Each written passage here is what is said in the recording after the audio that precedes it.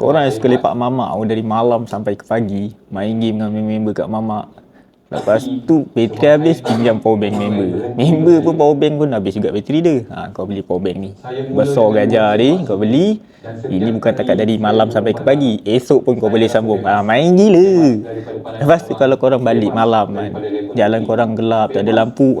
Ni powerbank dia, kau tengok. Kau relax jap. Kau lepak jap, kau keluarkan ni, tarik kiri, tekan double click. Nampak? Saya cuba semua. Terang. Ada lagi terang? Dari gelap terus terang. Baik, powerbank pun ada lampu kan? Boleh pegang lagi. Steady. Bila saya menang emas Asian Bukan takat tu belakang ni kalau korang tengok dia ada wire dia. Ni untuk micro, untuk apa, type C, untuk iPhone. Harga dia masa aku beli agak mahal juga.